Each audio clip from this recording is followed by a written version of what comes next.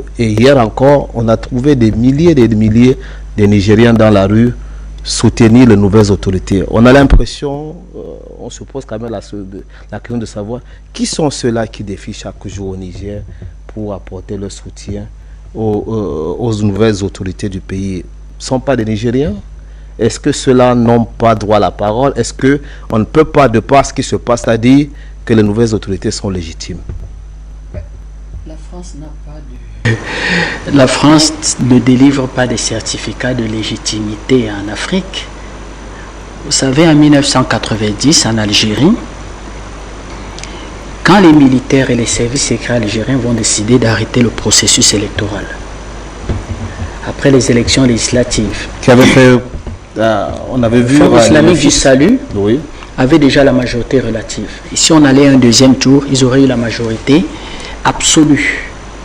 Les militaires vont demander à M. Chatli Benjedine d'aller lire sa lettre de démission à la télévision. Et les militaires vont décider de mettre fin à ce processus électoral parce qu'ils vont expliquer que le sacrifice du peuple algérien depuis 1830 jusqu'à la guerre de libération, c'est pour que le pays reste debout et laïque, avec un certain nombre de principes. Et eux, les militaires, ils trouvaient que le fils incarnait pas ce principe. Je ne suis pas ici pour savoir si le fils avait raison ou n'avait pas raison. Je ne suis pas... La classe politique, à cette époque du FLN, avait été aussi responsable, parce que beaucoup en étaient de gros feignants, s'étaient lancés dans la corruption au point où les Algériens se retrouvaient plus, ne retrouvaient plus cette classe politique nationaliste qui était arrivée au pouvoir. Pourquoi la France n'a pas dit aux militaires algériens et aux responsables politiques qui vont être mis en place par les militaires algériens que vous n'êtes pas légitimes? Pourquoi elle ne lui a pas dit?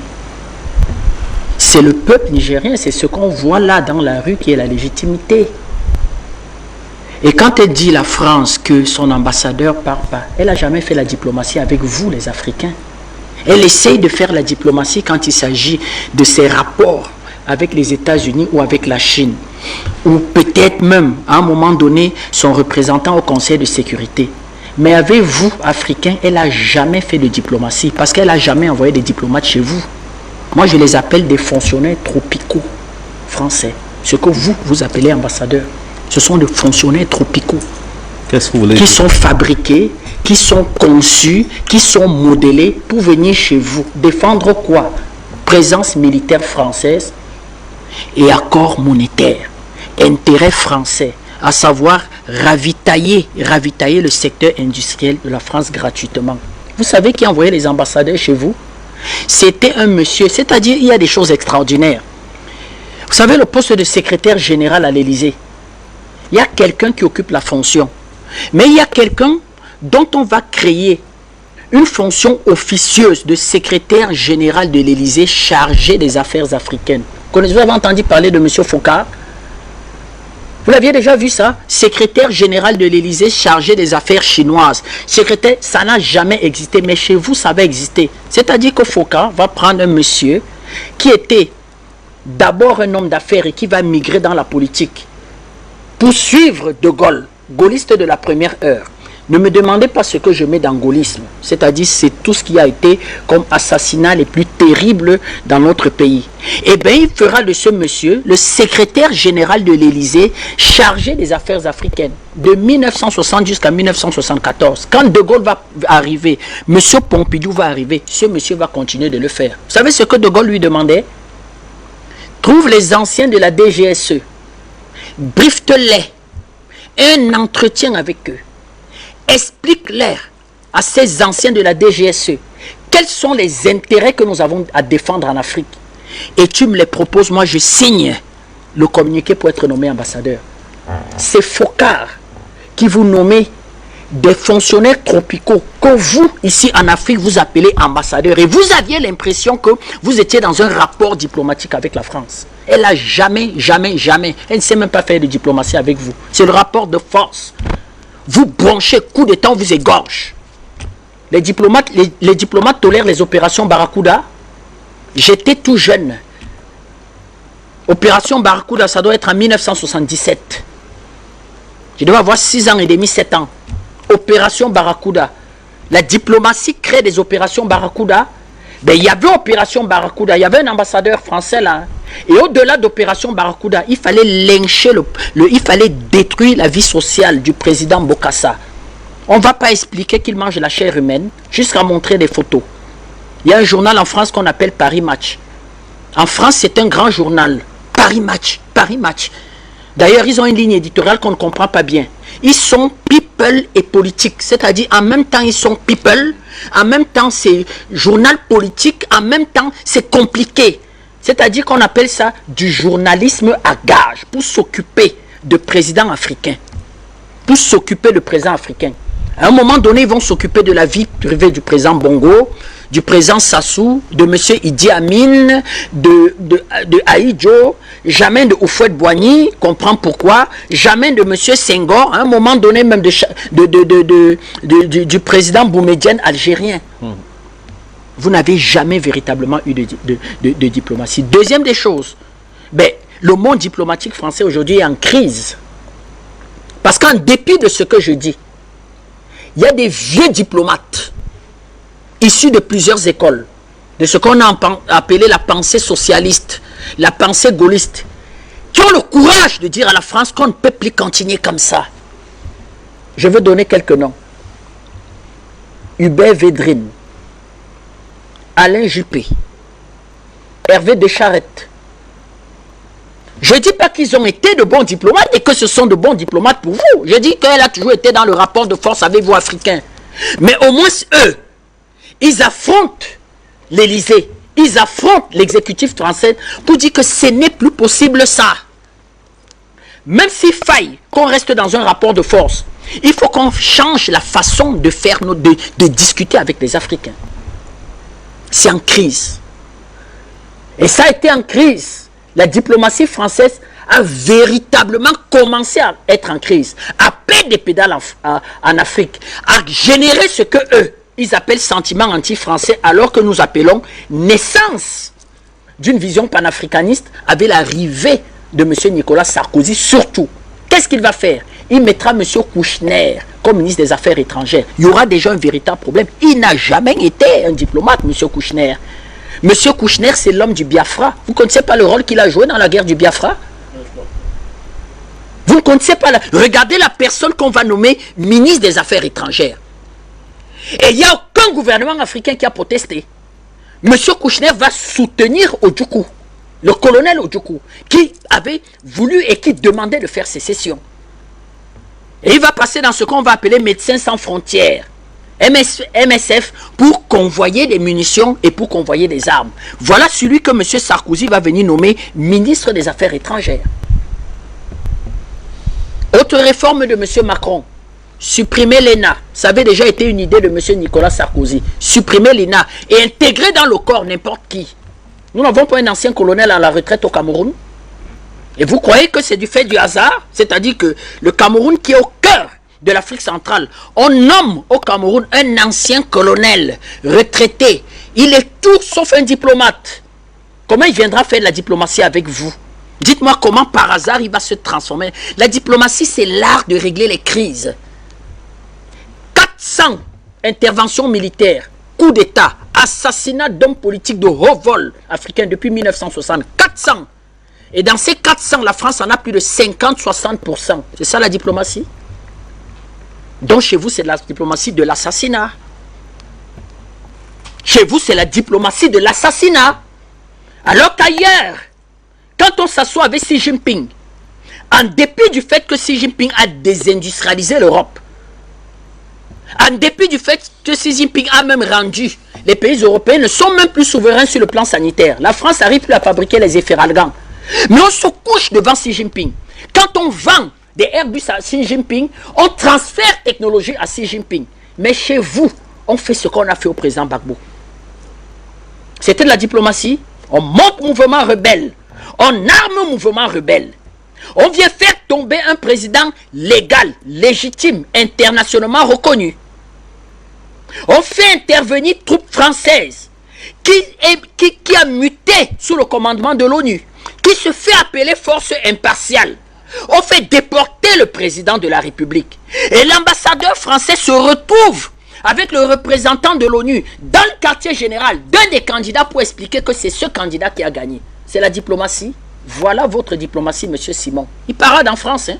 Il parade, M. Simon. Moi, il parade, il parade. Et que font les présidents français? Dans cette crapulerie-là, il faut quand même donner un semblant de couverture juridique. Eh bien, on va au Conseil de sécurité. À l'époque, la Chine était concentrée sur la préparation de son commerce extérieur, de conquérir le monde, lancer son industrialisation. Et la Russie est en train de se refaire. Donc, réunion Conseil de sécurité, là, ils ne participaient pas. Donc la France allait chercher résolution et habiller tout ce que je suis en train de vous expliquer là, sous le manteau de la diplomatie française, Et on déportait les présidents, on faisait assassiner les présidents. Aujourd'hui, ils ont en face la vague panafricaniste. Et ils se rendent compte, ils sursautent. Il y a problème. Je ne veux pas partir. Qu'est-ce que la France va faire? Il est acté aujourd'hui que c'est terminé pour M. Bazoum. Qu'est-ce qu'elle fera? Si elle ne veut pas être ridicule, elle est obligée de dire « Je romps mes relations diplomatiques pour de bon avec le Niger ». Si demain, ce monsieur part et que la France nomme un autre ambassadeur, on ne va pas rigoler sur ce plateau. Vous allez m'appeler et dire « Monsieur Tatsinda, après que la France ait refusé de partir, eh bien, elle a rappelé quand même son ambassadeur et elle a nommé un nouveau ambassadeur. Quelle analyse vous pouvez faire ?» Je vais rire. Est-ce que vous entrevoyez? Je veux rire. Est-ce que vous entrevoyez? Ce n'est même pas ce que j'entrevois. C'est-à-dire que c'est de fait. Tout le monde le dit sur les plateaux de télévision en France que ce sont d'être ridicules. Ce sont d'être ridicules. Le gouvernement nigérien, les militaires sont là. Ils tiennent le pouvoir. Ils discutent avec Washington. Ils discutent avec la Chine. Ils discutent avec des partenaires européens. Vous savez que l'Allemagne a condamné la prise de pouvoir. La prise de pouvoir fortement. Vous savez que l'Allemagne, l'ambassadeur, le diplomate allemand a répondu à l'invitation des militaires. Fait réunion, les militaires ont dit, il faut qu'on s'exprime face au corps diplomatique. Il y avait ambassadeur allemand, il y avait ambassadeur italien. Il n'y a que ce monsieur qui a dit que vraiment mon gouvernement ne vous reconnaît pas. Mais dites-moi, le gouvernement français a reconnu le gouvernement malien. Ça gratte le Mali. C'est vous, Africains, il faut parler aux Africains. Dès qu'un Français, un Africain, soi-disant n'a pas possibilité d'avoir le visa, soi-disant n'est pas invité à la guerre d'une partie du 14 juillet, soi-disant n'est pas pris par RFI ou Africa 24, il se dépersonnalise. Nous sommes le seul continent à avoir ce prototype d'homme politique. Je vous rappelle qu'il n'y a pas d'ambassadeur français au Mali, il n'y a pas d'ambassadeur malien en France. Où est le problème? Où est le problème? Les deux pays vivent. Mais où est le problème? Moi, je m'explique où est le problème. Les gens les plus acharnés dans la défense de la politique de M. Macron lui disent que arrêtez d'être ridicule, monsieur le président. Rappelez ce monsieur. Qu'est-ce qu'il fera? Qu'est-ce qu'il fera? À partir du moment où le pays dans lequel vous êtes hôte met fin à vos fonctions, c'est terminé. Ce n'est qu'un individu. Aujourd'hui, c'est un ressortissant français caché dans la base militaire française. Qu'est-ce qu'il fera? Qu'est-ce qu'il fera? C'est le pays hôte. En recevant vos lettres de créance, pendant ce temps, l'ambassadrice américaine est là. Elle s'apprête à donner ses lettres de créance.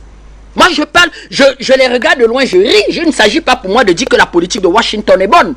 Il s'agit de dire que, regardez encore une fois le ridicule français. Mais il y avait opposition aux États-Unis, hein, entre le conseiller à la sécurité de Biden qui expliquait que intervention militaire et Blinken qui dit que tu es malade. Tu fais intervention militaire, on dénonce les accords militaires que nous avons, nous serons obligés de retirer nos bases. Et tu mets où la base américaine? Nous ne pouvons ne pas être dans le Sahel. Donc Washington l'a très vite compris. Que mais, soyons sérieux. Qui peut être sérieux et croire que M. Bazoum reviendra au pouvoir? Qui peut être sérieux? Mais quels sont... D'ailleurs, quand je lis ici, M. Macron a mis fin à deux corps. Le corps de ce qu'on appelle les conseillers aux affaires étrangères et les ministres plénipotentiaires, c'est-à-dire en mettant fin, comment je vais dire que, en mettant fin à l'ENA, mais je vous ai dit qu'il y a crise. Pour la première fois, le corps diplomatique français veut faire grève, amené par ce qu'on appelle les gardiens du temple de la diplomatie française, les Hervé de Charette. On peut tout dire, il n'a pas mené une bonne politique, il était le ministre des Affaires étrangères de M. Balladur. M. Balladur qui est gaulliste. M. Balladur qui a été mis en examen sur l'affaire des rétrocommissions de la vente d'armes à Karachi au Pakistan, qui va mouiller tout le monde, corrompre. À l'époque, son ministre de budget était Nicolas Sarkozy. Dans cette bulle de voyous-là, Hervé de Charette, mais au moins, Il avait le profil de ce qu'on peut appeler un ministre plénipotentiaire. C'était les hommes qui faisaient un semblant de diplomatie. Dominique de Villepin, dans sa réaction au Conseil de sécurité, vous vous souvenez au Conseil de sécurité de la guerre d'Irak, son discours reste un discours quand même, Et là, il annonçait même déjà ça. Il expliquait aux États-Unis que la guerre militaire, oui, vous allez la gagner. Vous ferez tomber Saddam Hussein. Après, qu'est-ce que vous ferez après? Et il avait donné un certain nombre de scénarios qui sont arrivés. C'est pour ça qu'il a un peu de considération en France. Et Jacques Chirac avait ce que j'appelais la diplomatie de la sympathie vis-à-vis des Africains. Vous savez, nous ne sommes pas très difficiles, nous les Africains. Après tout ce que la France a fait en Afrique, il y avait toujours des Africains pour dire Jacques Chirac est très sympathique. Très sympathique. La diplomatie de la sympathie, c'est-à-dire que quand tu rigoles avec Africains, tu montes les dents. Je t'aime beaucoup, Africain croit. Lui, il m'aime beaucoup, et puis Africain rigole. Ça, c'était Jacques Chirac.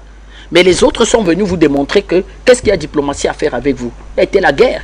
Regardons le problème libyen. Qu'a été la diplomatie française sur le problème libyen? La guerre. Je vous ai décrit le problème en Côte d'Ivoire. 30 ans de déstabilisation en RCA. 30 ans de déstabilisation. Il y avait un ambassadeur français. Quel était le travail diplomatique? La guerre. Tchad. 20 ans de déstabilisation au Tchad. Il y avait un ambassadeur français. C'est pour ça que nous, les panafricanistes, nous n'avons jamais considéré le procès de Hissène Habré comme étant un procès. C'est une honte encore pour les Africains. Comment vous jugez Hissène Habré? Vous ne mettez pas Jean-Christophe Mitterrand dans le box des accusés. Vous ne faites pas appel aux anciens ambassadeurs français, américains, services secrets soudanais. Vous prenez Hissène Habré. Voilà le personnage détestable. On juge, on condamne à mort. On juge. Tous les Africains ont passé le temps à cracher sur M. Hissène Habré. Il n'y a pas un Africain qui a dit que, mais quand même, la police politique là, la police politique qui torturait, égorgeait, tuait de M. Hissène Habré, c'est quand même Jean-Christophe Mitterrand qui revendiquait son amitié personnelle avec M. Hissène Habré, qui l'a mis sur pied, soutenu par les ambassadeurs américains et ambassadeurs français. Un seul Africain a demandé, mais qui était ambassadeur, qui était complice d'Hissène Habré? C'est toujours nous les Africains. Deuxièmement, nous sommes le seul continent où la France vous explique qu'elle a des ambassadeurs vis-à-vis de vous, mais à l'Élysée, elle va créer ce qu'on va appeler cellule élyséenne des affaires africaines. Vous l'avez vu pour les affaires chinoises, cellule élyséenne des affaires chinoises et des affaires américaines ou des affaires du Moyen-Orient. Vous êtes les seuls. Et vous savez où ils ont logé ça? Au sous-sol de l'Élysée. Regardez la considération qu'ils ont pour vous. C'est-à-dire qu'ils mettent en plein Élysée une cellule élyséenne des affaires africaines, où c'est le président de la République qui mène vis-à-vis de vous une deuxième forme, entre guillemets, de diplomatie. Au-delà du fait que je vous ai dit, on vous envoie des fonctionnaires tropicaux pour garantir, comment je vais dire, que accord militaire, pillage de vos ressources, on met encore ce que je peux dire, une autre diplomatie asymétrique à l'Élysée. Cette fois-ci, on fait même gérer par les fistons. Papa m'a dit, ça vous dit rien? Jean-Christophe Mitterrand va régner dessus. Les monsieur Cotte étaient conseillers des affaires africaines. Il y avait les diplomates, il y avait le responsable de la cellule élyséenne. Finalement, où est la diplomatie? C'est emballé dans ce qu'on appelle France-Afrique. C'est emballé de ce qu'on va appeler la coopération. Moi, j'en veux même pas à ce fonctionnaire français. Je suis convaincu qu'au fond de lui, c'est qu'il n'a plus d'avenir au Niger. Il veut même partir. Je suis convaincu. Et qu'on le tient. Et que sa petite famille, même restée en France, cette main lui dit que vraiment il vaut mieux rapatrier notre papa et notre époux, parce que s'il lui arrive un malheur, M. Macron déposera une petite médaille sur son cercueil et puis monsieur il continuera sa vie. Ben, sauf qu'on fait pression sur lui et dit vous restez pour bomber les muscles. Dans une situation comme celle du Niger, donnez-moi un argument, un élément que la France a pour bomber le muscle. Vous savez avec quoi bomber les muscles? Il y aura intervention militaire. Et puis le Nigeria va plus. Monsieur Macky Sall criait là-bas, je vais déplacer les troupes. Il y avait l'autre qui nous a répété 4 fois, j'ai donné instruction, j'ai donné instruction, j'ai donné instruction. Il y a intervention militaire. On aurait pris ces gens au sérieux. Si moi, ils nous brandissaient les images d'avions cargo appartenant à l'armée de terre du Sénégal, déjà sur le tarmac de l'aéroport de Lagos, c'est-à-dire avion cargo, troupes en haut, matériel militaire en bas. Moi j'ai vu ce qu'on appelle un avion cargo à l'aéroport de Bangui, Poko de Bangui. Le président Banda était là avec moi. On a vu ce qu'on appelle un avion cargo, C'est-à-dire un avion qui vous transporte des hélicoptères d'attaque, des avions de combat. C'est-à-dire qu'en dessous, dans ce qu'on appelle la soute du fret, et les militaires sont en haut. C'est une base militaire volante. Vous avez vu de votre propre œil? Je dis, je l'ai vu à l'aéroport de Bangui. Je l'ai vu à l'aéroport de Bangui. Ne me demandez pas en quelle occasion. Mais nous, on s'attendait à ce que justement ils déploient ça. Mais ils n'arrivent même pas à trouver qui transportera les troupes. Et quand vous allez faire intervention militaire, vous ferez comment? C'est-à-dire vous allez attaquer le Niger de par sa frontière, traverser 200 km, venir libérer M. Bazoum, ou bien vous allez en projeter des troupes aéroportées qui vont sauter comme des parachutes sur la présidence. Et comment vous allez gérer le ravitaillement? Puisque les gars vont décider de faire sauter toutes les stations totales. Je prononce le nom pour qu'il n'y ait plus 1 litre de sang. Vous gérez le ravitaillement comment? Comment vous gérez le ravitaillement des troupes aéroportées que vous avez fait intervenir? Et si jamais la France veut se porter en appui de cette affaire sur la base logistique et qu'elle trouve en face de Wagner, oui, Wagner là existe et se porte même bien, se portera davantage bien, et trouve en face Wagner et les alliés du Niger, qu'est-ce qu'elle fait? Voilà la question du commandant en chef, M. Macron, qu'il fuit de répondre. Et il vous explique que je ne retire pas mon ambassadeur. Il est de fait déjà retiré, puisqu'on vous dit qu'il serait dans la base de l'ambassade de fait, c'est-à-dire que dans la base militaire française. Un ambassadeur, ça reste dans une base militaire. Un ambassadeur, ça va qu'à ses occupations. Ça va au bureau. S'il est déjà dans la base militaire française, de fait, il sera rapatrié par les militaires français. Je dis jusqu'à ce midi. Les conseillers de Macron, à mots couverts, les conseillers de Macron à mots couverts, sur un certain nombre de dépêches, l'AFP à mots couverts explique au président Macron que ça arrête avec tes gamineries, retire cet ambassadeur. Jusqu'à M. Kouchner. Jusqu'à M. Kouchner. Il dit que, mais il y a eu des situations où on nous a humiliés plus que ça, il faut partir. C'est évident qu'il faut partir. Je rappelle que l'Union européenne, là, les 27, ils ont tous représentation diplomatique au Niger. Pourquoi il n'y a pas? Pourquoi ça n'arrive pas à l'ambassadeur d'Allemagne? Pourquoi ça n'arrive pas à l'ambassadeur d'Italie, à l'ambassadeur de Suède, de Suisse? Soit à Niamey. Il y a corps diplomatique à Niamey. Non, je crois que c'est tant pis pour la France qui a jamais su faire autre chose que ce que je peux appeler la diplomatie de l'assassinat, de la guerre civile, du crime, coup d'État. Vous voulez que je cite? J'ai dit 400, on rénumère. Sur ces 400, la France a 55 à 60%. Coup d'État. Intervention militaire, vote au Conseil de sécurité, assassinat des nationalistes, assassinat d'hommes politiques de premier rang. On prend de 60% sur les 400. Comment vous pouvez, dans vos continents où elle a fait, dire que vous avez des relations diplomatiques avec un pareil pays? Il n'y a pas de relations diplomatiques. Il n'y a pas. Vous-même, vous au Cameroun, il y a un ambassadeur français au Cameroun. Il y a un officier des services secrets français, ancien colonel, à Yaoundé. Vous l'avez entendu parler, il parle comme un diplomate. C'est parce qu'il sait qu'il est au temple du panafricanisme, on a l'œil sur lui, c'est-à-dire que quand il tousse, nous le regardons. Nous le regardons. Parce qu'il tousse. Leur échéance, c'est 2025. Ah, ça se dit en France, dans les milieux politiques. Il ne pourra plus se représenter.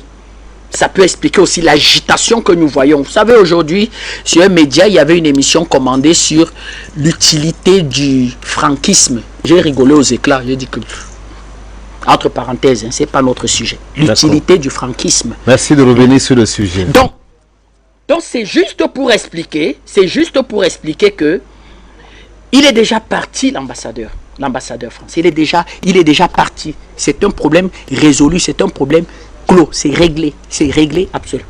Et maintenant, aux Africains d'abord de régler leurs problèmes. Parce que j'ai l'impression que les gens risquent d'embarquer les autorités nigériennes aujourd'hui dans une sempiternelle lutte de voir comment pacifier les relations avec la France alors qu'ils ont du travail. Ils ont du travail. Le pays n'a pas d'électricité. Il faut rapidement pallier à ça. La rentrée scolaire, c'est dans 2 semaines. Les enfants du Niger vont à l'école partout au Niger. Il faut rapidement pallier les problèmes électriques. On a fait un embargo inacceptable sur les médicaments. Il faut pallier à ça. Toucher rapidement l'Algérie, le Burkina Faso, la Guinée et le Mali. Pour que ce soit des corridors humanitaires, pour que les médicaments arrivent. Une jeune femme dans une campagne nigérienne qui a sa césarienne, qui a ses écoulements et qui a ses déchirures. Pourquoi on veut faire assassiner cette femme et son bébé? Qu'est-ce qu'elle a à voir dans un conflit au point de priver cette femme de médicaments. C'est sérieux? Il y a coup d'État dans le pays. La France qui se dit pays terre de droits de l'homme. Moi, j'aurais aimé au moins qu'il y ait des gentlemen. Même dans la crapulerie, il y a des gentlemen. Les anciens macros de Harlem, on disait que ce sont des gentlemen dans le crime organisé. Je dis sur Harlem. Qu'au moins s'il y a des voix en France qui disent non, pas ça. Pas embargo sur les médicaments. Non. On ne supporte pas la jeune. Prenons leur vocabulaire. Oui, ils ont pris le pouvoir. Ils sont mauvais. Ils ont retiré Bazoum, démocratiquement élu, bon président. Mais on ne peut pas accepter, nous Français, que l'on fasse que l'on applique ce type d'embargo sur des populations innocentes. Ce sont des millions d'enfants et de femmes nigériennes qu'on veut tuer. Et vous demandez d'où vient le sentiment anti-français, M. Macron. Il est même sérieux. Quand vous le faites, moi, j'ai plus que jamais un sentiment anti-français au Cameroun. Parce que je dis, si on le fait sur l'enfant du Niger, votre enfant c'est qui, M. Tatsinda? Vous qui venez encore sur les plateaux décrier la France. Mais on sera prêt à faire assassiner votre enfant. Un monsieur qui est au Zimbabwe dit, mais ce n'est pas possible. Tous les Africains se sentent concernés. Et dit que ce n'est pas un problème de priver les Nigériens de médicaments. C'est un problème de priver les Africains. Et là, on attire nos dirigeants de nous avoir laissé toujours sous tutelle sanitaire de l'Europe. C'est-à-dire qu'au lieu d'avoir une souveraineté, comment je vais dire qu'une souveraineté sanitaire et avec le médicament vert africain, on est resté rêvé. On va importer, on va faire importer les médicaments d'Europe. Monsieur Macron vous montre le doigt et dit tous ceux qui vont coopérer avec Wagner, tous ceux qui vont dans leur manifestation, je vois seulement un seul drapeau russe. Tous ceux qui vont dire que Xi Jinping, c'est une opportunité pour eux. Ces BRICS-là que vous applaudissez, je veux voir comment vous aurez même paracétamol. Moi, je veux vous couper les médicaments. Et pour ne pas apparaître, M. Macron, comme étant l'acteur, le commanditaire du crime contre l'humanité, qu'est-ce qu'on fait? On prend Africain et dit faites-le. Macky Sall, Ouattara, celui du Nigeria, la Tiloubou. Comme ça, M. Macron se cache, on va dire que c'est entre Africains. Nous sommes le seul continent au monde où on voit ça. Nous sommes une spécificité planétaire. Même pas ça. J'aurais même accepté, oui, embargo, pas de nourriture, on arrête les transactions financières, on bloque les avoirs du Niger. Oui, les médicaments, connaissons la tradition africaine. Vous êtes malade, je viens chez vous. Quel que soit le contentieux que l'on a. L'Africain respecte la mort et la maladie. Il n'y a pas de bataille dans la maladie, il n'y a pas de bataille dans la mort en Afrique. Mais il y a Africains prêts à donner la mort à 2 millions d'Africains. Pourquoi? L'enjeu rétablit Bazoum au pouvoir. Mais je veux dire que restons là, mais ça ne sera plus possible. Le grand frère Parfendom l'explique aux Africains. Nous venons ici, c'est même pas en tant que tel des émissions. C'est la palabre, c'est la discussion. Il réagit sur la page de la chaîne. C'est la palabre. Ceux qui réagissent sur la page de la chaîne là, certains demain seront aux responsabilités. Il y aura même des chefs d'État dedans. Aujourd'hui, c'est des enfants nés après 1970 qui sont chefs d'État. Notre jeune frère du Burkina Faso a 36 ans, 37 ans. C'est-à-dire, il est né après 80. Il n'a même pas connu Foka. Je parle ici de Foka. Il doit écouter et chercher et dire qui était M. Foka. Il est chef d'État. Il nous fait honneur. Voilà ceux qui sont désormais appelés à prendre le pouvoir en Afrique. Voilà. Et même jusque-là, M. Macron, rien ne parle à M. Macron. Il valide un embargo sur les médicaments pour femmes et enfants. Sur toute l'Afrique, qui concerne toute l'Afrique. Et il se tient, il dit qu'on est dispendié par la Russie. Il se tient, il se plaint du sentiment anti-français.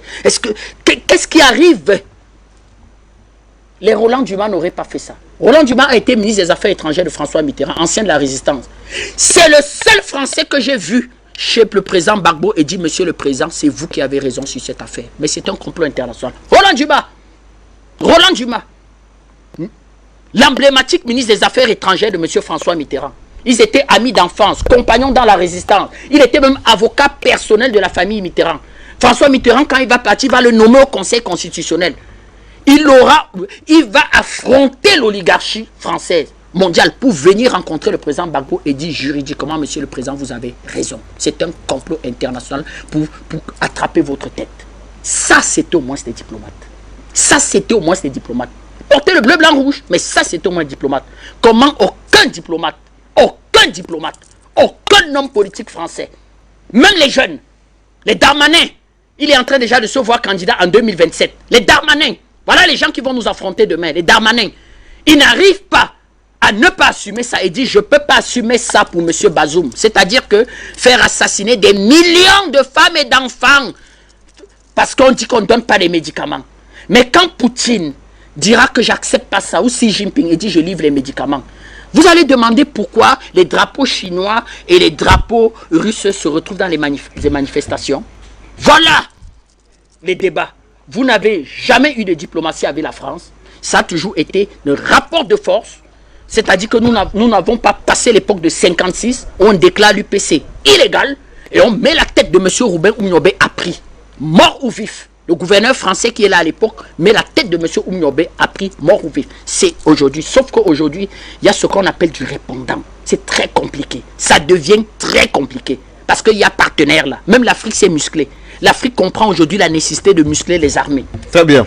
Merci beaucoup. Une armée algérienne, la marine algérienne est plus équipée que la marine française. On va revenir sur les BRICS. Et vous allez comprendre pourquoi on a même intégré certains pays des BRICS là. C'est aussi pour capacité militaire. Que si on rentre dans affrontement militaire là, c'est-à-dire qu'il y a garçon en face. C'est-à-dire que c'est tu donnes un coup, je donne un coup. Aux Africains de tirer les leçons.